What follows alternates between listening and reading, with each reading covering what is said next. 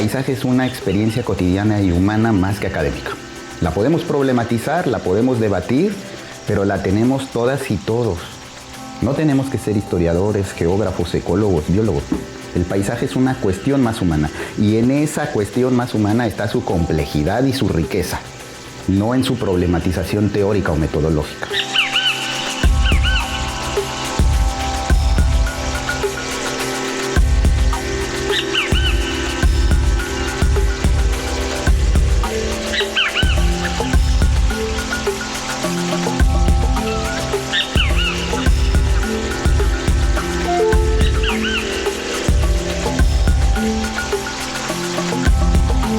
Hola, hola, yo soy Bruno Capilé de la Universidad de Vale do Rio Doce y les doy la bienvenida a nuestro episodio de Paisaje Vivo, el podcast donde exploramos temas y casos de la historia ambiental latinoamericana desde las voces de investigadores e investigadoras y sus paisajes sonoros. A mi lado está Jennifer Camargo Bonilla del Centro de Investigación en Geografía Ambiental, el SIGA. Hola, pues Bruno, agradecerte por la invitación y la oportunidad de estar aquí conversando sobre paisaje y bueno, que otras personas nos puedan escuchar es un gusto. Gracias, Jenny, por estar con nosotros. Y nuestro invitado de hoy es Pedro Urquijo. Pedro es investigador en el Centro de Investigaciones en Geografía Ambiental, el SIGA, en la Universidad Nacional Autónoma de México, la UNAM. Pedro es asesor postdoctoral de Jennifer y también mi asesor aquí como profesor visitante en SIGA. Pedro, un gusto estar con nosotros acá. Muchas gracias, Bruno. Gracias, Jenny. Bueno, como el público ya lo sabes, el paisaje es un concepto muy importante para la historia ambiental. Y Pedro, a usted cuando estás en un campo, cuando estás en la clase, cuando estás pensando hacer un trabajo, ¿qué ves cuando miras un paisaje? Sí, lo que trato de comunicar a los estudiantes o a mis colegas y amigos respecto al paisaje es que el paisaje, a diferencia de otros conceptos, otras nociones, como podría ser sostenibilidad, sustentabilidad, ecosistema, geomorfología, cuenca, el paisaje es algo que nosotros conocemos más allá de la ciencia, desde antes, cuando comenzamos a tener uso de razón siendo niños, niñas, nosotros ya comprendemos, primero aprendemos y luego comprendemos una forma de aproximación al paisaje. No es una noción científica. La ciencia toma la palabra paisaje para explicar muchas cosas, para explicar teorías geográficas, para explicar métodos cartográficos. El arte toma la palabra paisaje para explicar un tipo de pintura, una forma de representación de la naturaleza, una manera de explicar la estética. Pero la palabra paisaje existe antes de esas posibilidades, ¿no?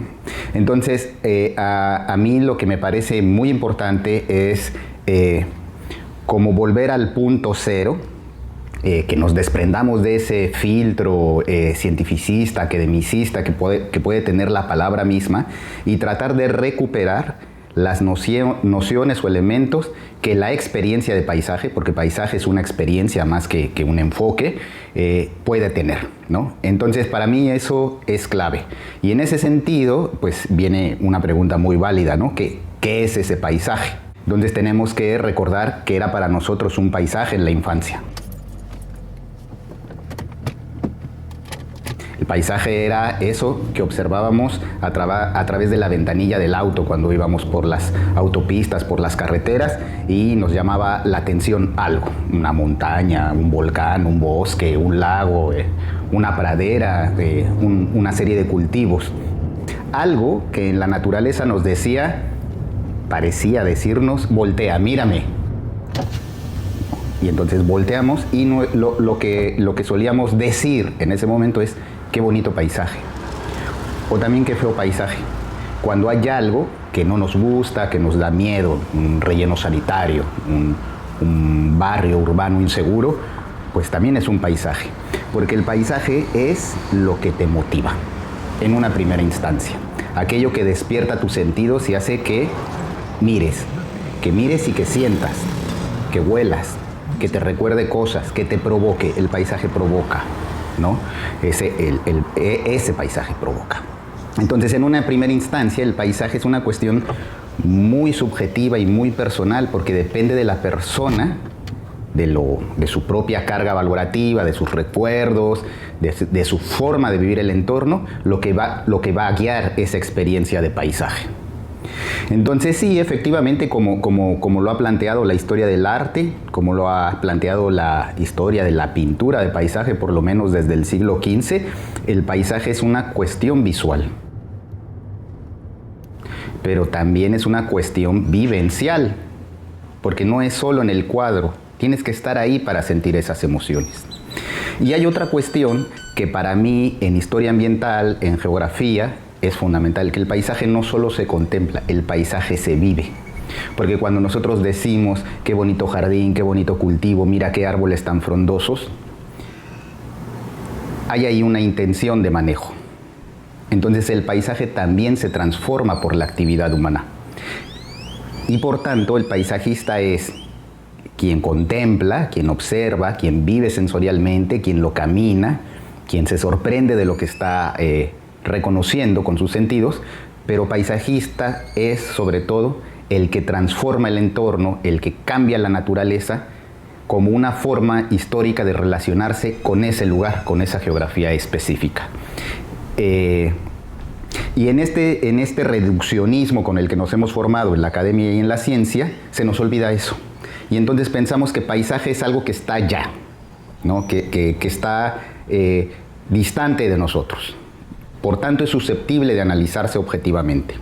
O bien, pensamos que el paisaje es algo estático, ¿no? Ahí vamos a encontrar que en esas comparaciones, desde mi punto de vista, innecesarias entre un ecosistema y un paisaje, es que el ecosistema está vivo porque es un sistema de flujos de energía. Y uno pregunta, cuando se desprende de todo este concepto, ¿y el paisaje no? O sea, esa pradera que vemos en laderas ¿no está vivo? ¿No está creciendo ese bosque? ¿Esa montaña no está respirando? No, el paisaje tiene un dinamismo, quizá, dependiendo de qué paisaje nos estemos refiriendo, más lento, ¿no? Lo que cambia es el ritmo de su dinamismo, pero el paisaje también es dinámico. En síntesis, el problema de cuando explicamos el paisaje en este ámbito en el que estamos nosotros, pues sí, efectivamente, somos muy fragmentarios y lo vamos reduciendo y queremos sobreexplicarlo y creamos conceptos de los conceptos para tratar de ser más precisos. Lo cual, pues está bien porque ese es el lenguaje que hemos construido. Pero el paisaje también es otra cosa. El paisaje es una cosa muy humana que existe antes de toda esa fragmentación. Por ahí decían algunos geógrafos, entre más conocemos el paisaje, más lo fragmentamos. Lo desprendemos de su parte más natural y más humana, ¿no? Y entonces lo que a mí me interesa cuando salgo a campo o cuando estoy en el aula es eso, que entendamos que paisaje es parte de nosotros más allá de las aulas de la universidad, ¿no? Bueno, muy bonito y me encanta que pusiste la cuestión del paisaje está viva, pues remete a nuestro nombre del podcast, Paisaje Vivo. Y también mencionaste que el paisaje sea visual, pero tampoco es solo visual.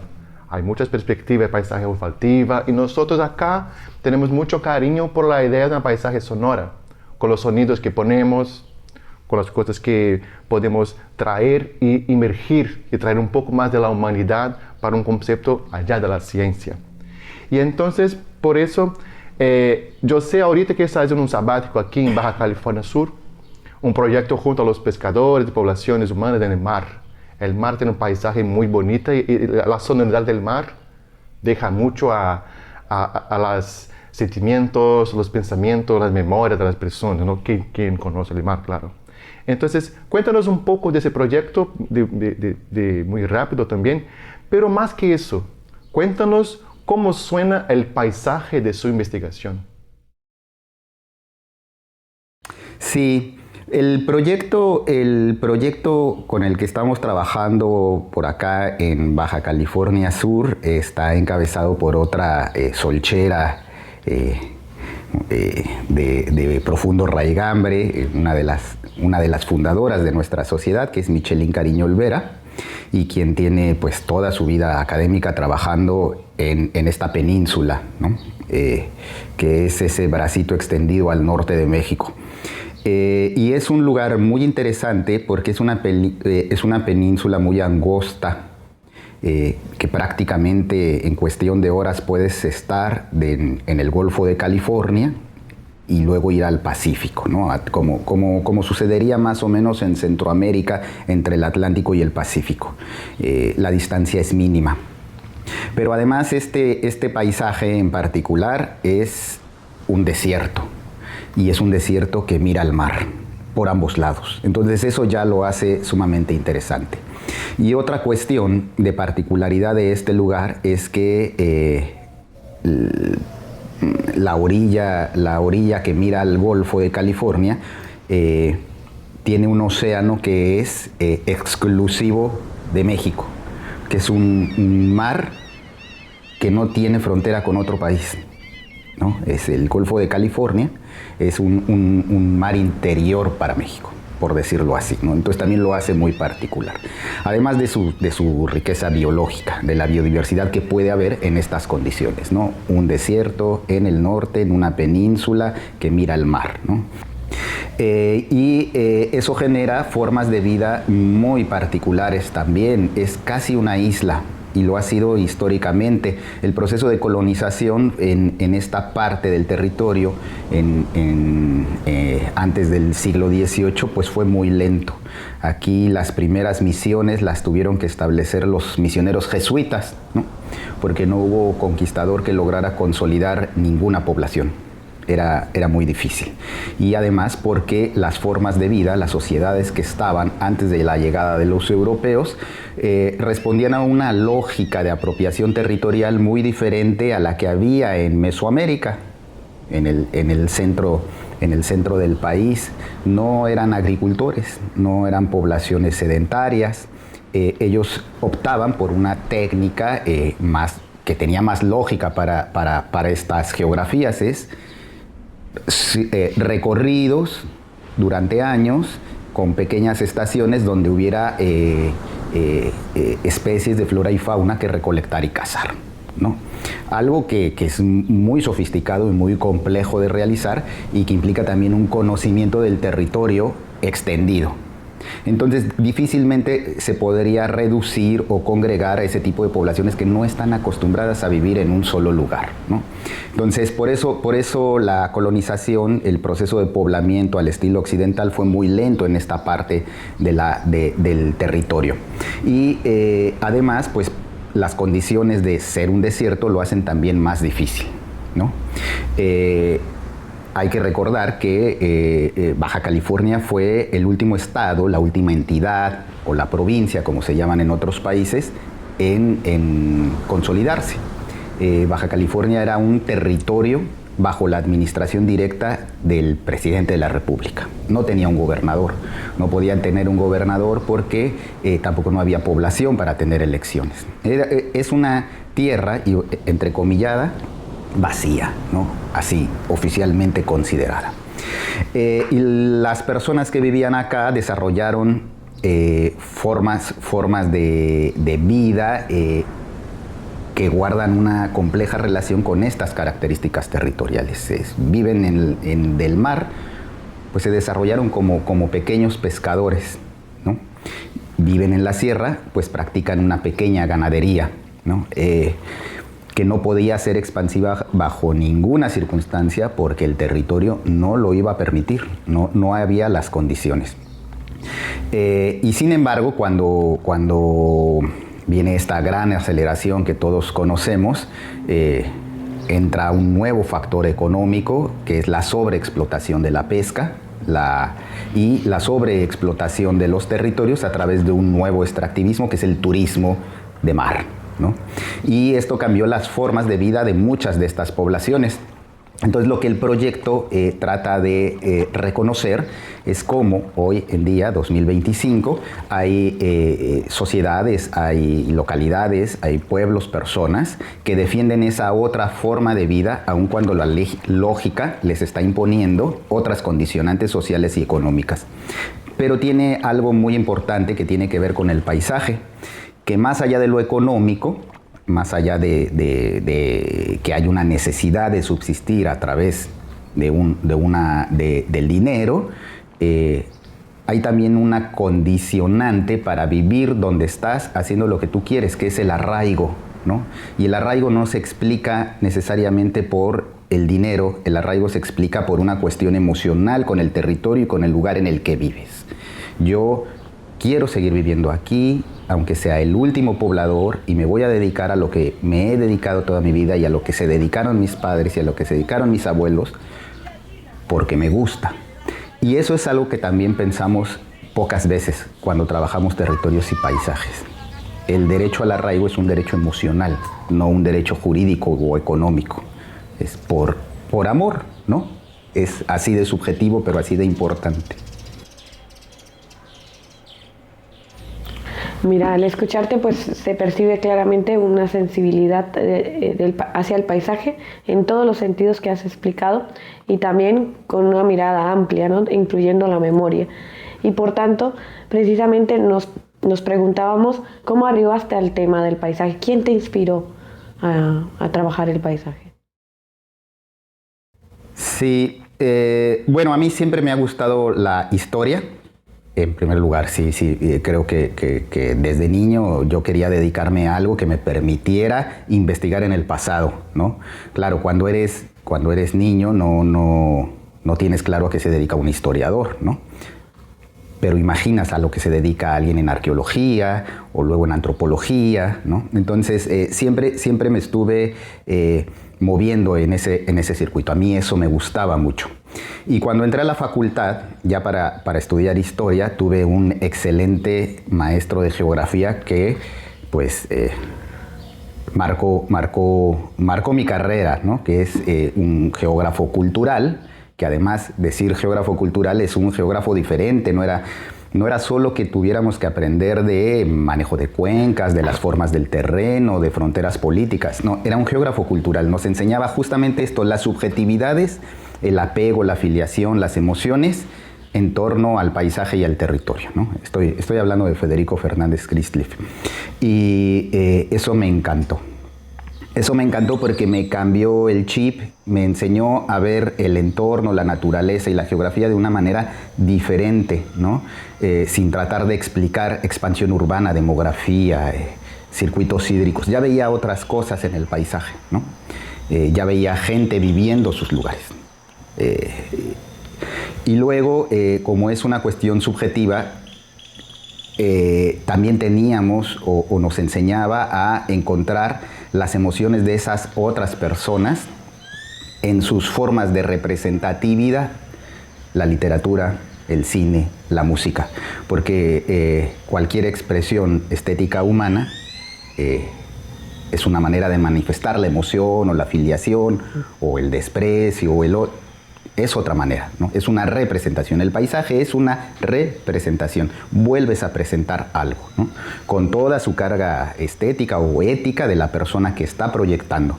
Y entonces, le entramos también a la literatura, a la música o a cualquier expresión del arte en la que pudiéramos reconocer esas expresiones de paisaje de otras personas. Y entonces para mí el paisaje se volvió más que un asunto académico, pues una cosa de tiempo completo, ¿no? Es tiempo completo porque sales a correr en la mañana y le pierdes a ese momento el gusto de estar escuchando solo música o pausando para revisar el celular, ¿no? Corres y vas viendo cosas, vas descubriendo cosas del lugar por el que vas corriendo. Le agarré mucho gusto a manejar en carretera, porque aunque vas concentrado manejando, vas viendo otras cosas. Entonces yo puedo ir, y ustedes a lo mejor han sido testigos de eso, con el radio apagado, porque no quiero que me distraiga de lo que estoy viendo o escuchando afuera, ¿no? Entonces se volvió una forma de vida, ¿no? Y por eso me gusta compartirla también, a ver si nos reencantamos por vivir el espacio, no solo estar metidos en el tiempo. Sí, hace un comentario. Esta charla de Pedro ahorita me recordó de un artículo de Rogério Oliveira, haciendo historia ambiental con la bici y percibiendo el paisaje con eso, ¿no? Claro, es que ese trabajo de Ruggiero es buenísimo, pero además nos está recordando algo, esto es la vida cotidiana, no es la academia, porque es conocer el paisaje en bicicleta. Vive tu paisaje, si te gusta andar en bicicleta, lo vas a conocer muy bien en bicicleta, ¿no? Porque no es lo mismo ir al bosque caminando o en bicicleta. El ritmo en el que te mueves va a ser diferente. Habrá cosas que aprecies mejor si vas en bicicleta, solo por ese ritmo, ¿no? Por eso el paisaje también es tiempo. Si vas caminando, tendrás otras posibilidades. No es mejor uno o el otro, es diferente. En auto verás menos, pero te cargarás de más cosas, ¿no? El ritmo va asociado, el tiempo, y ya si lo llevamos a tiempos más amplios, la historia, es inseparable de la geografía, del paisaje, ¿no? Los estudios como los de Ruggiero a mí me encantan porque vuelven a lo que platicábamos al principio, el paisaje es una experiencia cotidiana y humana más que académica. La podemos problematizar, la podemos debatir, pero la tenemos todas y todos. No tenemos que ser historiadores, geógrafos, ecólogos, biólogos. El paisaje es una cuestión más humana y en esa cuestión más humana está su complejidad y su riqueza, no en su problematización teórica o metodológica.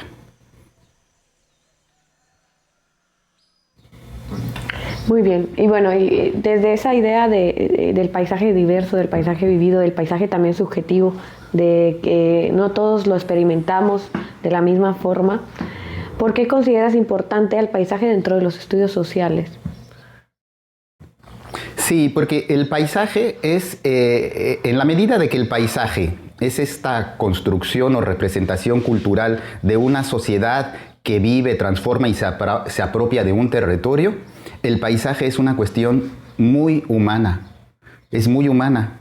Es lo que hemos estado debatiendo toda la vida en historia ambiental, es el ejemplo físico o imaginado de la relación sociedad-naturaleza, que es inseparable. Uno no puede vivir sin paisaje, uno no puede vivir sin geografía, sin su lugar. La casa en la que vivimos es un paisaje, porque nosotros lo decoramos a nuestro gusto, está lleno de emociones, está lleno de sonidos, de experiencias individuales y sociales, y además es un paisaje físico porque es la estructura, la vivienda, está levantado en un punto específico del globo terrestre, que ha sido adaptado a las condiciones. No es lo mismo tener una casa en un risco que una casa en la planicie o al lado del valle. Habla también de un conocimiento de cómo transformar ese paisaje. Y eso que aplica un ejemplo un poco burdo, simple de nuestra casa, es una referencia para cualquier tipo de paisaje, ¿no? En agricultura, las personas que siembran en la ladera lo hacen porque saben que ese es el mejor lugar para la captación de agua. Los que hacen terrazas entienden que eso es lo mejor en sus condiciones geográficas. Quien construye hasta las ciudades, ¿no?, que son caóticas, tienen una lógica, acertada o no, pero fueron un proyecto de relación con el paisaje. Entonces es inseparable.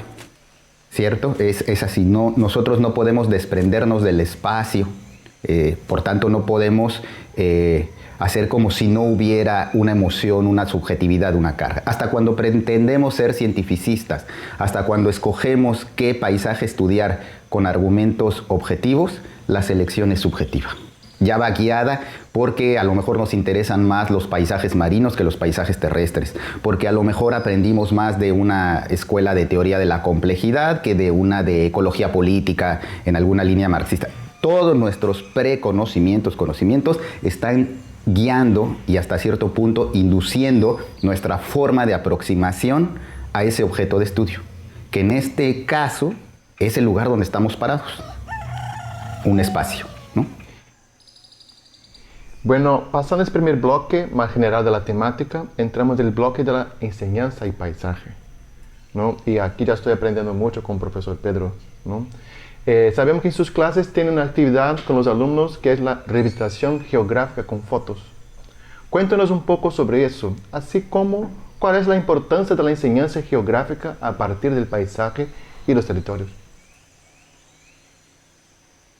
Sí, bueno, el paisaje, lo estamos platicando, es geografía, es territorio, es un lugar cargado de simbolismos, de emociones, de muchas cuestiones. Pero también es historia. El paisaje es historia siempre también, ¿no? Implica tiempo, porque si hablamos de transformar, hablamos de cambiar. Y si hablamos de cambiar, estamos tratando de decir que había algo que dejó de ser o varió hacia una nueva posibilidad, un antes y un después, un pasado y un presente. Entonces, el paisaje en sí mismo es una suerte de libro de historia. Es un libro fascinante de historia porque ese libro no hay que tomarlo de una estantería, de una biblioteca para aprenderlo. Hay que caminarlo. Pero como todo libro, hay que saber leer el idioma en el que está escrito. Nosotros no podemos tomar de la estantería de una biblioteca un libro que está escrito en chino mandarín si no sabemos chino mandarín. Nos parecerá bonito, nos parecerá curioso, pero no vamos a conocer su contenido. Lo mismo pasa con el paisaje. No es nada más llegar y esperar comprender la historia por estar ahí. Hay que saber leerlo.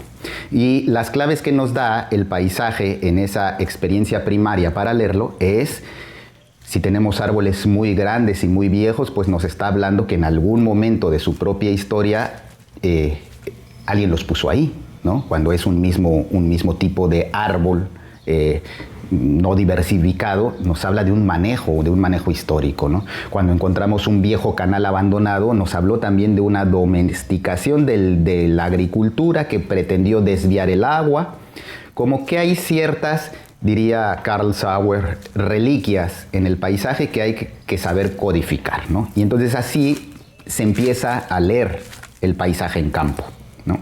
Buscando arquitecturas antiguas, interpretando de cuándo son esas arquitecturas. Esa es como una lectura básica.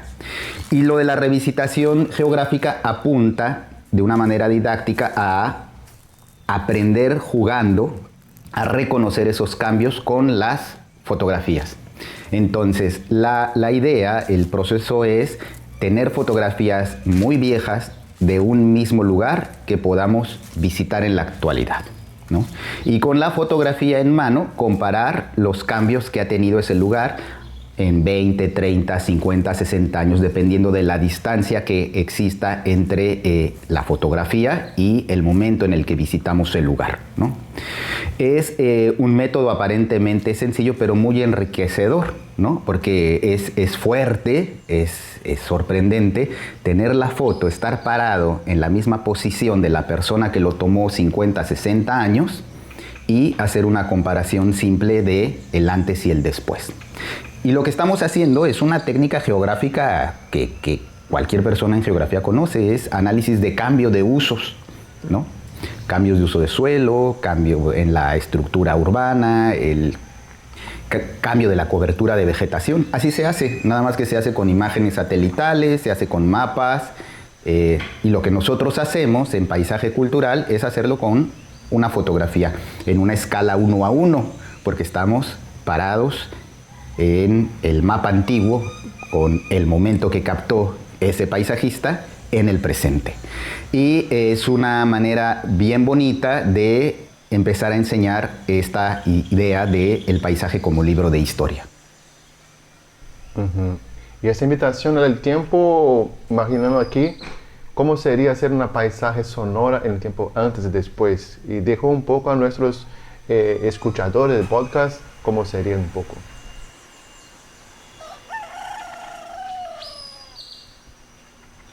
A nivel general, lo que se percibe cada vez más es que los jóvenes tienen menos interés en la investigación científica y en la formación en áreas humanas y sociales.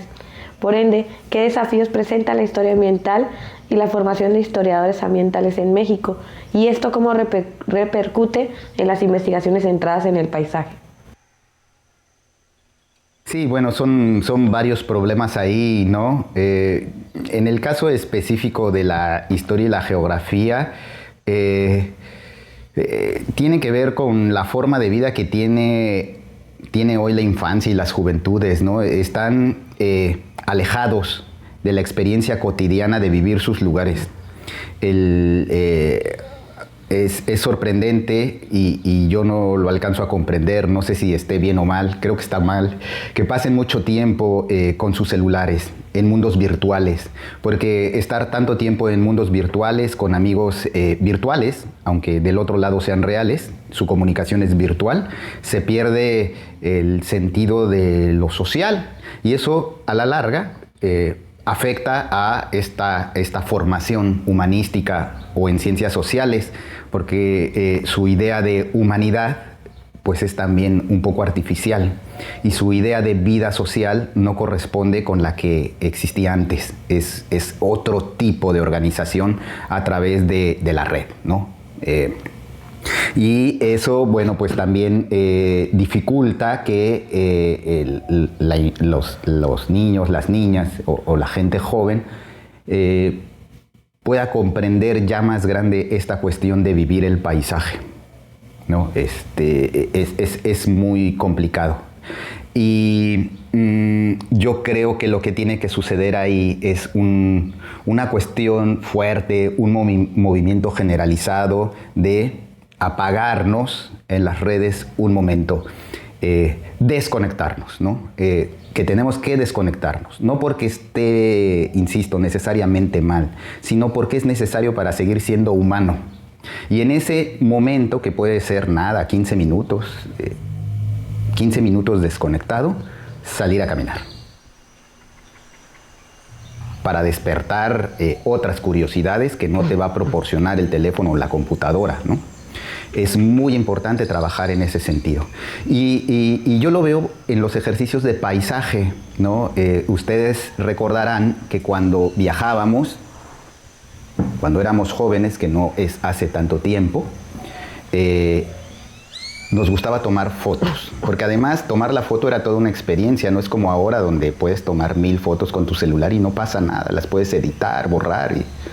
No, era muy importante tomar una foto porque el rollo solo te iba a permitir 24 o 32 tomas, pero además tenías la incertidumbre de si habían salido bien, si no habías puesto el dedo en el lente, si no salía borrosa, si no estaban mal reveladas, ¿no?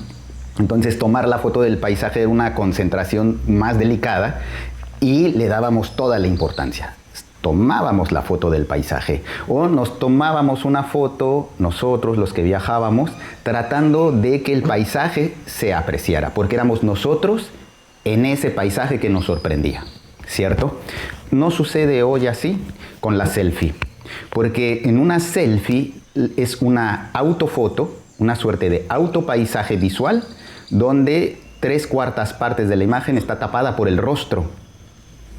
Entonces, el texto podrá indicar el lugar en el que se tomó esa selfie, pero el paisaje no se ve, se mandó a un segundo plano de manera definitiva o simplemente se cubrió. Porque lo importante en la actualidad es coleccionar posiciones geográficas, marcar puntos de lugares donde estás y donde se vea tu rostro, pero no la experiencia de paisaje compartida con tus amigos y amigas a través de la captura fotográfica. Entonces es un mundo totalmente diferente que sin duda está afectando a esos ámbitos en los que nosotros nos formamos en historia y en geografía, ¿no? Y la batalla no va a ser académica, no se trata de convencerlos desde la parte de investigación o de estudios o la divulgación científica necesariamente, sino desde rescatar el paisaje como experiencia cotidiana. Y eso es antes de la universidad, antes de la academia, ¿no? Desafortunadamente, estamos llegando al momento del fin de nuestra entrevista con Pedro Urquijo. Y en ese momento de ese episodio, es una sección 111, donde te pedimos por favor una recomendación de un libro, una canción y una película, académica o no académica, no importa, que permita acercarnos a la temática sobre la cual nuestro podcast se interesa, el paisaje. Entonces, por favor, Pedro. Sí, bueno, mira, Bruno, la recomendación musical te la voy a deber porque, como ya lo comenté, no soy una persona muy musical, escucho muy poca música, y bastante ecléctica. Entonces no quiero hacer una desrecomendación musical. Y en cuanto al libro y película, pues como nos sucede siempre, el mejor libro es el último que leímos que nos gustó, ¿no? Y que nos apasiona. Y en ese sentido, pues el último libro que leí que me gustó muchísimo, porque además estaba aquí ya en mi sabático en La Paz, mirando el mar, era sobre el mar. Y es un libro el autor se llama Patrick Svensson y se llama Un inmenso mar. Y quien no lo haya leído me da una envidia increíble porque leerlo por primera vez fue fascinante. Él es un científico, pero también es periodista de ciencia. Entonces la narración de la experiencia, de la relación de él o de las sociedades con el mar es fantástica, es sumamente recomendable. Un inmenso mar, ¿no? Lo van a leer súper rápido porque también es muy atrapante y da muchas ideas de paisaje. No quiero espolear, no quiero hacer una síntesis por si algún día lo platicamos. Y de la película pasa lo mismo, estoy muy influenciado, no por la última película que vi, sino por aquella que me recuerda a este tipo de paisajes. Y hay una película que se llama Bajo California. No, Baja California no. El topónimo es Baja California, pero la película se llama Bajo California. Y es la experiencia de un méxico-americano que vuelve a la tierra de sus ancestros, que es la península, y hace un recorrido en su camioneta, tratando de encontrarse a sí mismo a través de una inmersión en su propio pasado, en el pasado de su familia. Y es una película totalmente paisajista. El protagonista es el paisaje subcaliforniano y es una inmersión también a través de la representación de esos paisajes con las comunidades rancheras de esta parte del territorio mexicano. Es una película que puede ser lenta o difícil de ver, pero para quienes nos escuchan y les gusta el paisaje, no tiene desperdicio, ¿no? Y Pedro, un gustazo tenerte aquí en Paisaje Vivo. Tú representas mucho el concepto de paisaje también, pero más que eso, una presencia en Socha y también enseñando por su existencia, no solo académica, pero también de amistad, de como compañero. Y quiero también agradecer a Jenny, pues su participación también aquí, puntual en nuestro episodio, fue muy interesante. Y antes de nuestro invitado nos regalar sus últimas palabras en el episodio de hoy, Jenny, ¿le gustaría hablar un poco de esta experiencia? Pues muy bien, Bruno. La verdad a mí la experiencia me encantó. Creo que aprendimos muchísimo, no solo de paisaje, sino de una experiencia de una persona que lo vive, que lo siente, que le gusta, pero que es una forma de vida, ¿no? Y eso también nos invita a nosotros a reflexionar y a pensar cómo trabajamos, qué pensamos hacia nuestros trabajos, cómo lo sentimos y cómo, digamos, deben convertirse, ¿no? Más allá de un resultado, de un producto, de un estándar, de una unidad de medida, en algo que es propio, ¿no? Que es propio de nuestra esencia y de nuestra persona. Entonces, en ese sentido, pues te agradezco a ti por invitarme, por permitirme compartir este espacio tan bonito. Desde su nombre, ¿no? Los felicito por la iniciativa, además porque nos permite también a nosotros, investigadores jóvenes, involucrarnos, ¿no? Porque creo que es el objetivo de lo que me comentabas a través del podcast. Y qué mejor que compartirlo contigo, un gran amigo, con mi asesor, que también es un gran amigo, y me siento muy, muy feliz, muy grata. Bueno, gracias Jenny.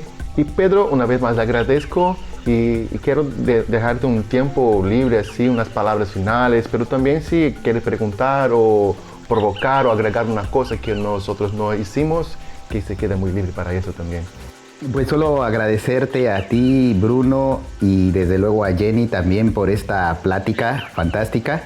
Y a los colegas que también están detrás de este gran proyecto de podcast, que es otro ejemplo más de solcheras, solcheros, trabajando por gusto, ¿no? Felicidades por la iniciativa. Igual que Jenny, me encanta el nombre y mucho éxito. Y para todas las que nos pudieran estar escuchando, pues vivan sus paisajes, desconéctense caminen un ratito, apaguen el celular, miren y sientan sus lugares.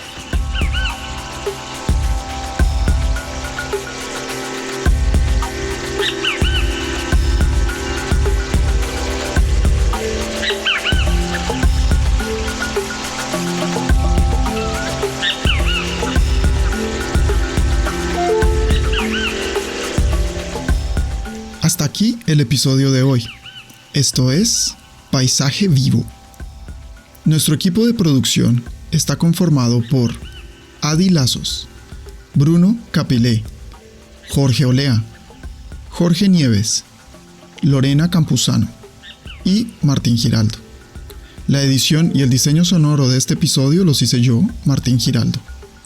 La música original es de Juanita Olaya. Efectos sonoros grabados por nosotros y provenientes de freesound.org. La ilustración de portada de este episodio fue realizada por Laurence Gagnon. Agradecemos especialmente a Jennifer y a Pedro por su tiempo.